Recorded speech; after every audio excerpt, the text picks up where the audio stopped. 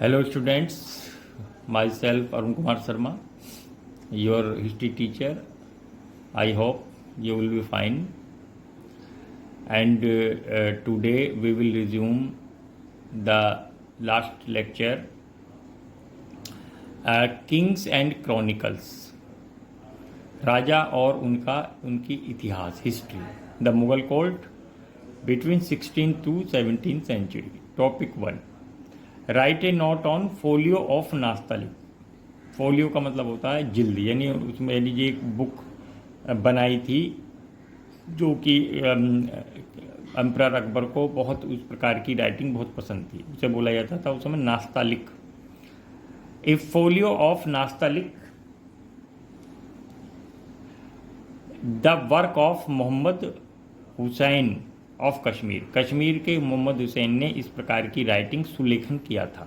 Scribe भी बोलते थे सुलेखन, और इसे कैलीग्राफी भी बोलते थे. कैलीग्राफी मीन्स हैंड रिटन, हाथ से पुस्तक लिखना. और बिटवीन 1575 to 1605 इसका उनका कार्यकाल था. मेरा मतलब लाइफ, इस जो टेन्योर था मोहम्मद हुसैन का कश्मीर के, उनका ये था. One of the finest calligrapher of Akbar's court, और वो अकबर के कोर्ट में एक सबसे बढ़िया कैलीग्राफर थे. कैलीग्राफर मैंने आपको बताया, कैलीग्राफर मीन्स होता है सुलेखक. यानी उस समय जब प्रिंटिंग नहीं थी तो उस समय हाथ से लिखने का प्रचलन था और ये कस्टम था. तो उसको बहुत अच्छे, कुछ जो है बहुत एक्सपर्ट जो राइटर थे वो बुक्स को अपने हाथ से तैयार करते थे, लिखते थे, और उन्हें बोला जाता था कैलीग्राफर. और इस आर्ट को बोला जाता था calligraphy. Who was honoured with the title Zarin Qalam. उन्हें जारिन कलम नाम की एक टाइटल दिया गया, किसको? मोहम्मद हुसैन को, जो कश्मीर के थे. और इसका मीन्स होता है, जारिन कलम का मतलब होता है गोल्डन पेन, सुनहरी कलम. In recognition of the perfectly, क्योंकि इसको पहचान के लिए कि वो परफेक्ट कैलीग्राफर थे. Proper and proportioned curvature of his letter. उनके जो लेटर थे, जो वो वर्ड अक्षर बनाते थे, उसमें एक आनुपातिक मोटाई या होती थी, और उसके हिसाब से वे अपना लेखन करते थे. Students, our next topic is topic 2, describe the importance of paintings during Mughal period. Mughal period के दौरान जो पेंटिंग्स का क्या इम्पोर्टेंस था. Paintings served not only to enhance the beauty of book. Painting सिर्फ बुक की ब्यूटी ही नहीं बढ़ाती थी, बट वर बिलीव्ड, लेकिन ऐसा विश्वास किया जाता था, to possess special power of communicating ideas. इसके द्वारा जो स्पेशल इसमें ऐसी शक्ति थी कि ये विचारों को भी स्प्रेड करती थी, फैलाती थी. About the kingdoms and the power of kings in ways the written medium could not. और जिस प्रकार about the kingdoms and the power of king, यानी किंगडम यानी राज्य के बारे में उनके, या राजाओं के बारे में, जो रिटन वर्ड नहीं कर सकते थे, जो बुक्स नहीं कर सकती थी, वो उससे भी ज़्यादा जो इन्फ्लुएंस होता था वो पेंटिंग्स का होता था. The historian Abul Fazl described painting as a magical art. और जो हिस्टोरियन थे, इतिहासकार अबुल फजल ने उनको डेस्क्राइब किया पेंटिंग्स को कि ये चीज़ें मैजिकल आर्ट, जादुई कला. इन हिज व्यू, अपने, it had the power to make inanimate objects look as they if possessed life. यानी उनके विचार थे कि पेंटिंग में वो पावर है, वो इन्फ्लुएंस है, वो अट्रैक्शन है कि वो इनएनिमेट माने अचेतन, निर्जीव जो वस्तुएं हैं उनको भी वो लाइफ, जैसे उनमें जीवन आ गया, ऐसा वो रिप्रेजेंट कर सकती हैं.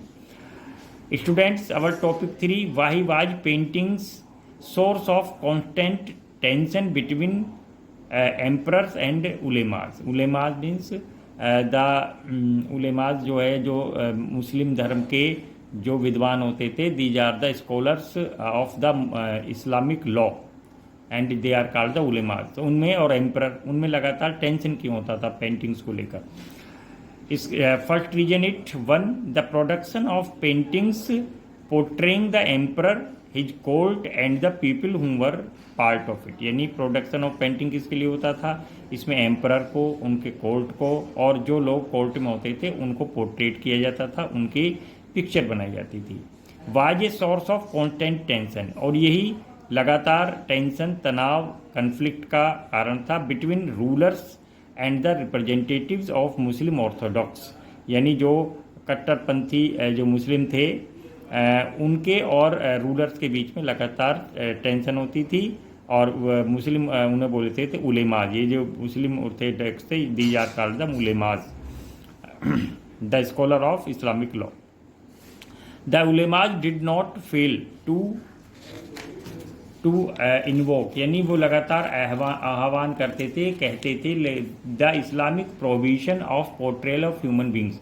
उन्होंने कहा कि इस्लामिक परंपरा में तो आप किसी को पिक्चर को, आज किसी भी पेंटिंग को नहीं बना सकते ह्यूमन बींग्स की, मानव की, द कुरान एंड हदीस। उन्होंने कहा कि कुरान और हदीस में इस चीज़ को प्रतिस्थापित किया गया, इंश्राइंड किया गया है, लिखा गया है कि कोई भी व्यक्ति अपना ना चित्र बनवा सकता है और ना ही उसको प्रदर्शित कर सकता है, कोई भी मुस्लिम व्यक्ति।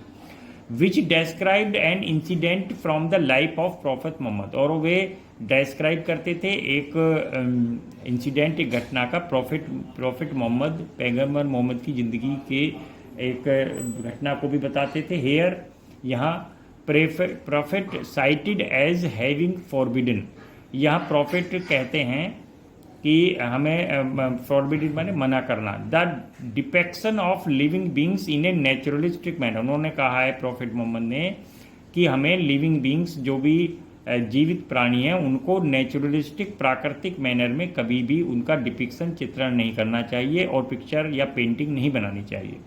As it would suggest that the artist was seeking to appropriate the power of creation, और उनका कहना था कि अगर आर्टिस्ट ऐसा करते हैं तो इसका मतलब वो जो क्रिएशन है, जो निर्माण की पावर जो कि सिर्फ अल्लाह के पास है, वो उसको लेने की कोशिश करते हैं। This was the function that was believed to beloved exclusively to God, और उन्होंने कहा कि सिर्फ यही एक फंक्शन है कि जो आकृति, चित्र जो भी बना सकता है वो अल्लाह बना सकता है, इसके अलावा कोई भी नहीं बना सकता। Students, our next topic is topic 4. Yet the interpretations of Sharia changed with the time. Explain it. जो शरिया था, जो बुक थी इस्लामिक लॉज की, इस्लामिक कानून की जो बुक थी, वो लगातार समय के साथ परिवर्तित होती रही। एक्सप्लेन इट, इसको एक्सप्लेन करिए। The body of Islamic traditions was interpreted in different ways by various social groups. यानी जो इस्लामिक ट्रेडिशन हैं, जो परंपराएं हैं, उनको इंटरप्रेट यानी एक्सप्लेन किया गया था डिफरेंट वेज में बाय वेरियस सोशल ग्रुप्स, यानी अलग अलग जो सामाजिक ग्रुप थे with in the Muslim community और द इस्लामिक कम्युनिटी, वो अपने तरीके से इस्लाम को, इसकी परंपराओं को, कुरान को, हदीस को, शरिया को वो एक्सप्लेन करते थे फ्रिक्वेंटली और लगातार। Each group put forward and understanding of tradition that would best suit for their political needs, और प्रत्येक ग्रुप जो था वो परंपराओं को अपनी राजनीतिक ज़रूरतों के हिसाब से जो उसके लिए फिट बैठती थी या अच्छी होती थी, वो वैसे ही उसकी एक्सप्लेनेशन कर डालता था। Muslim rulers in many Asian regions during centuries of empire, यानी इस एम्पायर में जो बहुत सारे मुस्लिम एशियन रीजन्स में बहुत सारे मुस्लिम रूलर्स थे, बिल्डिंग रेगुलरली कमीशनड, वे लगातार नियुक्त करते थे, कमीशन मीन्स नियुक्त करते थे, artist to print their portraits, कि जिससे कि वे अपने उनकी पोर्ट्रेट्स, चित्र बना सकें, प्रिंट कर सकें, एंड सीन्स, और वो दृश्य of life in their kingdoms, और उनकी किंगडम्स जो राज्य थे उनके दृश्यों को वो बना सकें। The Safavid Kings of Iran, जो ईरान के सफाविद किंग थे, फॉर एग्जाम्पल उदाहरण के लिए, patronise the finest artist who were trend in the workshop setup at the court. जो सफाविद रूलर थे ईरान में जो रूलर होते थे उन्हें सफाविद बुलाया जाता था, वे वैसे मुस्लिम ही होते थे और द फाइनेस्ट आर्टिस्ट, वो क्या करते थे, अपने फाइनेस्ट आर्टिस्ट को वर्कशॉप यानी उनको ट्रेनिंग होती थी और फिर उनके द्वारा कोर्ट के सीन, अपने पोर्ट्रेट या बादशाह को पोर्ट्रेट कराया जाता था। The names of painters as Bihzad, Bihzad एक पेंटर थे, contributed to spreading the cultural fame of the Safavid court far and wide. इस प्रकार एक जो पेंटर थे बिहजाद, जो ईरान के बादशाह के कोर्ट में रहते थे, उन्होंने कल्चरल फेम को यानी वहाँ की जो सांस्कृतिक जो प्रसिद्धि थी, विशेष बात थी, अपनी पेंटिंग्स के थ्रू पूरे संसार में उन्होंने फैला दी। Students, our next topic 5, artist from Iran also made their way to Mughal India, explain. यानी जो आर्टिस्ट थे ईरान के, वे भी भारत में आते थे, क्यों, एक्सप्लेन करिए। Some were brought to Mughal court, some were brought to Mughal court, some were brought to Mughal court as in the case of Mir Sayyid Ali. अगर हम ब्रॉट करें मुगल कोर्ट को, एज इन द केस, जैसे मीर सैयद अली थे, and Abdus Samad who were made to accompany emperor Humayun to Delhi. जब emperor Humayun 1555 में एक बार फिर हैमू को हराने के बाद जब वो दिल्ली में आया था, तो उनके साथ ये दोनों यानी सैयद अली और अब्दुल समद, दोनों ये पेंटर उनके साथ आए थे दिल्ली कोर्ट में। Others migrated in search of opportunities to win patronage and prestige. कुछ जो माइग्रेट होते थे यानी ईरान से आते थे, वो इसलिए आते थे कि उनको अपॉर्चुनिटीज, अवसर, मौके मिलें, और साथ में ही वो पैट्रोनेज माने संरक्षण और प्रेस्टीज यानी प्रतिष्ठा या हैसियत हासिल करने आते थे। A conflict between the emperor and the spokesman of orthodox Muslim opinion on the question of visual representation of living beings was a source of tension at the Mughal court. और मुगल कोर्ट में लगातार इस बात पर टेंशन था, क्योंकि जो Muslim orthodox थे या उलेमेज थे, वे लगातार क्वेश्चन कर रहे थे visual representation of living beings, यानी जो जीवित वस्तुएं हैं, मानव हैं, उनके विजुअल रिप्रेजेंटेशन पर, कि उनके पिक्चर या पेंटिंग क्यों बनाई जा रही हैं, और लगातार इस पर कन्फ्लिक्ट था।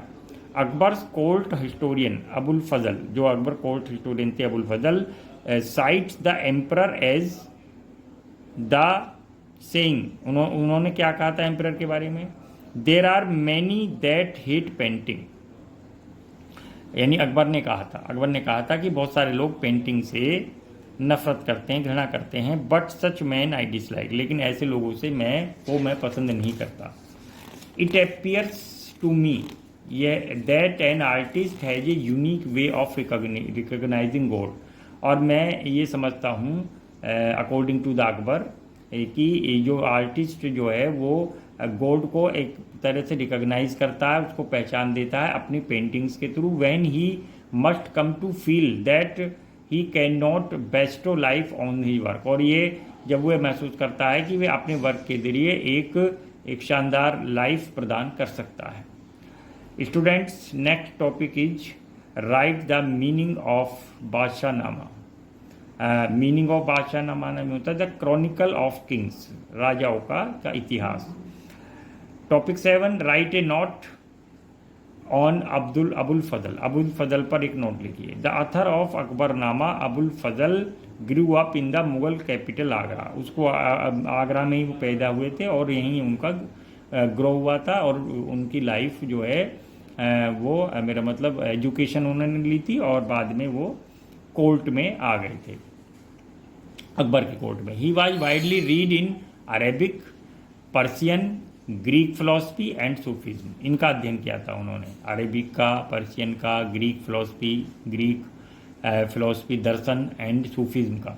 Moreover he was a forceful debater, वे एक शक्तिशाली वक्ता थे, एंड इंडिपेंडेंट थिंकर, और एक स्वतंत्र विचारक हूँ, consistently opposed the views of conservative ulema. इस प्रकार जो रूढ़िवादी कट्टरपंथी जो उलेमा थे, उनके विचारों का वो लगातार विरोध करते थे।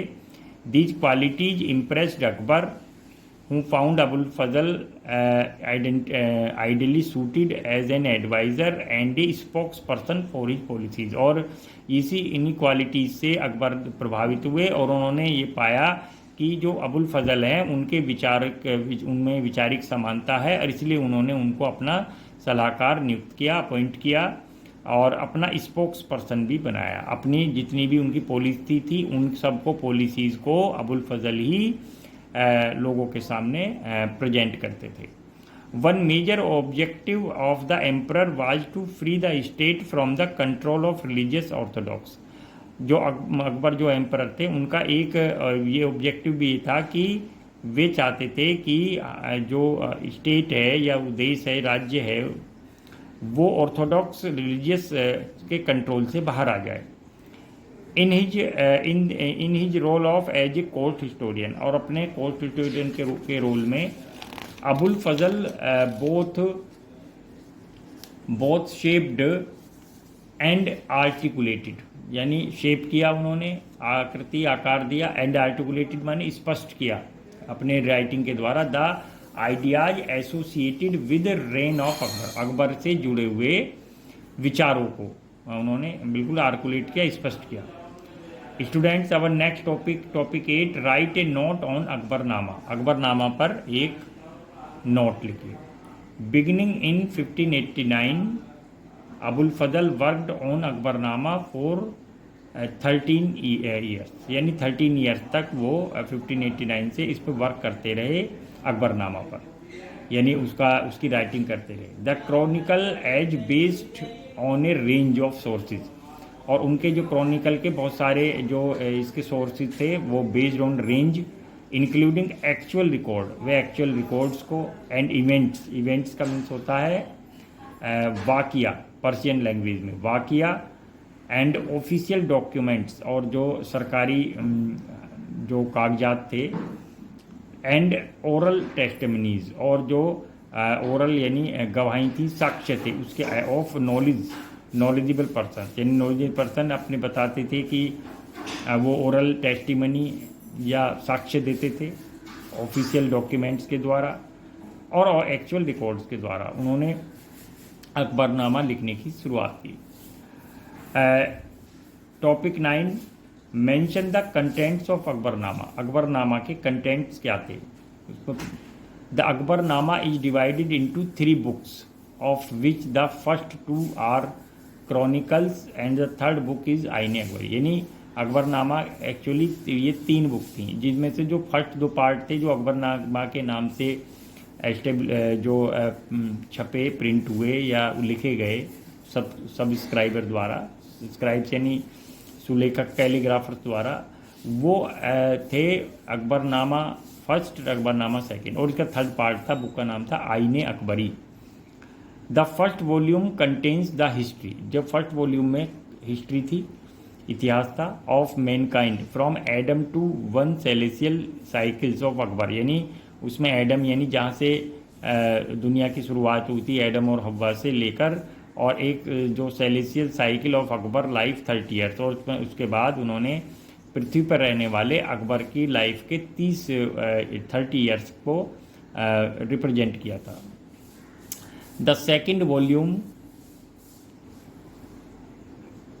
Closes in the 46th regnal year 1601, और इस प्रकार जो सेकेंड वॉल्यूम था वो क्लोज हुआ था जब 1601 तक, यानी 1601 से तक की जो अकबर की लाइफ थी उसके बारे में उसमें लिखा गया था। और ये भी आपको मैं बताऊँ स्टूडेंट कि 1602 में जहांगीर ने, जो अकबर का पुत्र था, उसने वीर सिंह बुंदेला से के थ्रू अबुल फजल को मर्डर करा दिया, उसकी हत्या करा दी थी, इसलिए फिर वो आगे लिख नहीं सका।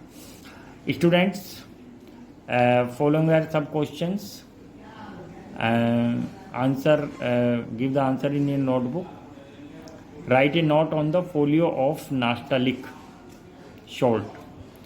Describe the importance of paintings during Mughal period, short. Why was the painting source of constant tension between emperors and ulemas, long. Yet the interpretation of sharia change with the time, time के साथ बदलती रहती हैं। Explain it long. Artist from Iran also made their way to Mughal India, भारत में आते थे Iran के आर्टिस्ट लगातार, क्यों? Explain long. Write the meaning of Badshahnama, Badshahnama का मीन्स क्या है? Very short. Write a note on Abul Fazl, Abul Fazl पर एक नोट लिखिए, long. And write a note on Akbarnama, Akbarnama पर नोट लिखिए, short. Right the contents of Akbarnama, Akbarnama के कंटेंट्स क्या हैं, उसकी क्या जो उसमें क्या स्पेशल थिंग्स थी उनके बारे में, short. Thank you very much.